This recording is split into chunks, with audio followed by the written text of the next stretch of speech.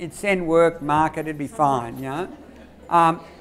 This is another one I've interviewed people on, and for men it generally just involves lying in bed at 2 a.m. staring at the ceiling, and for some of the women it meant eating ice cream at 2 a.m. in the kitchen. So it's varying your sleeping or your eating patterns, you know, munching on chocolate or something, comfort foods. So write down anything that does apply to you. Consciously block it out. Just pretend it doesn't exist. Yeah, that's a sort of a man thing. So you're doing your partner as well, I can tell. Self-blame.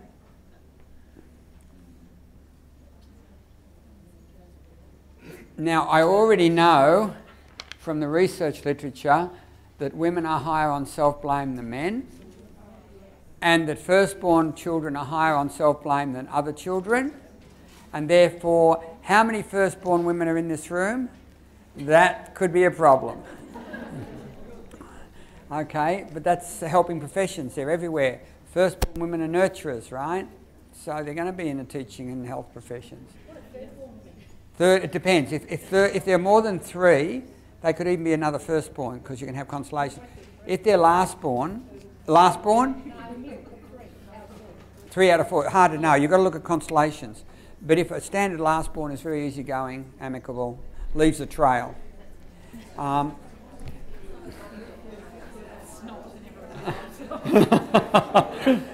Seek professional help. Seek relaxing diversions.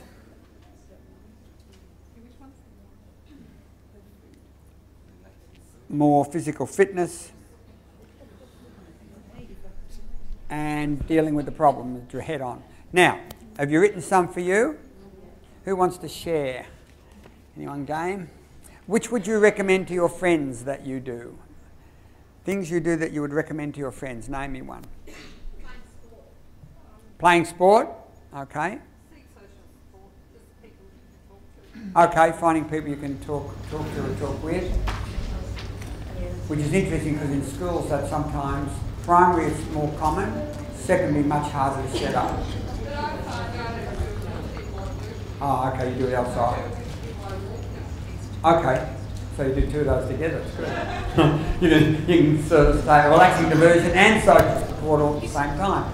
So you go for a walk with friends. Okay, theoretically in secondary schools there's going to be less opportunity for some of these than in primary. The culture just is different. Okay, now, there they all are. Whoops, that bottom one says keep fit. I hope you can see it. Group them. If you were to group them, can you group them in any way? Do you have a package? But now, what I'm going to do is put these in here and see if your concern predicts, this is on average among all these teachers, what sort of responses do you think are going to come about as a level of concern? What's going to be promoted? And the answer is, well, first of all, an interesting finding, by the way, and you just said that, some of you, you've got from both camps.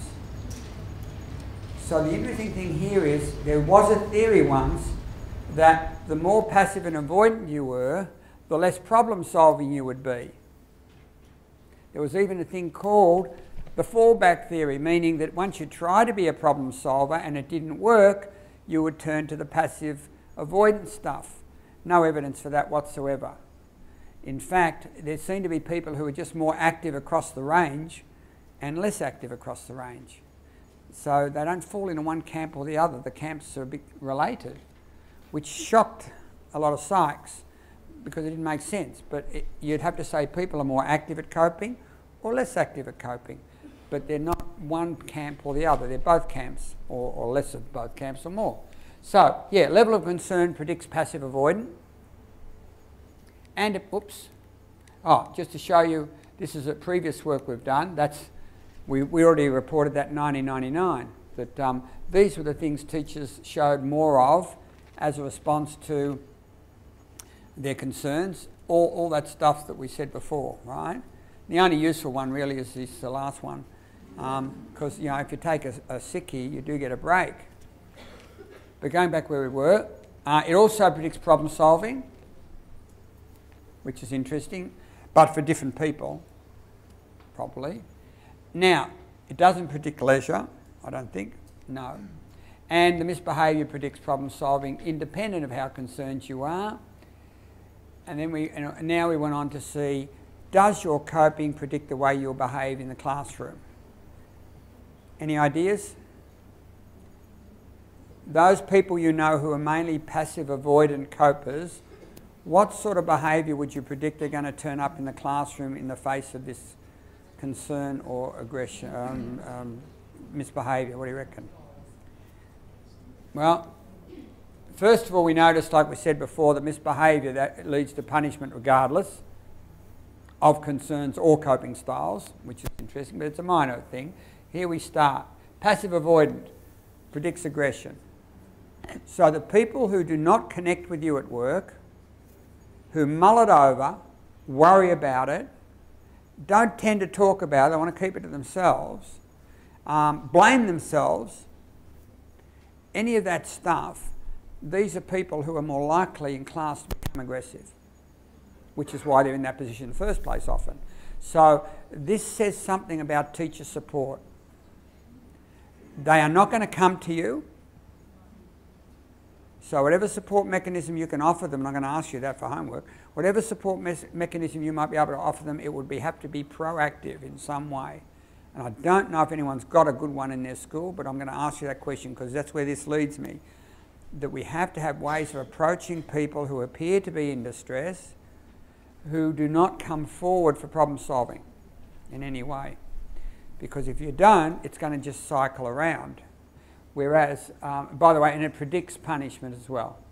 So they're the coercive people. So if I went back to the earlier data, I'd now be saying they're a kind of teacher out there who does worry, wishful thinking and all that stuff. And it only predicts a coercive response, which is not going to work. We're going to have to intervene. Has anyone got that system operating in their school where you are actually able to intervene? There's not one school here where there is a way of getting to people who are stressed.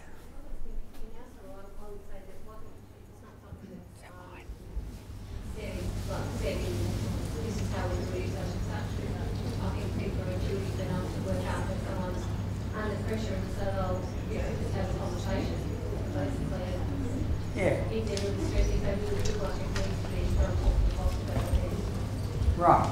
So, yeah. I've even in some schools have asked them, what are indicators of a teacher who could be stressed? If I ask you now, what would you take as a behavioural indication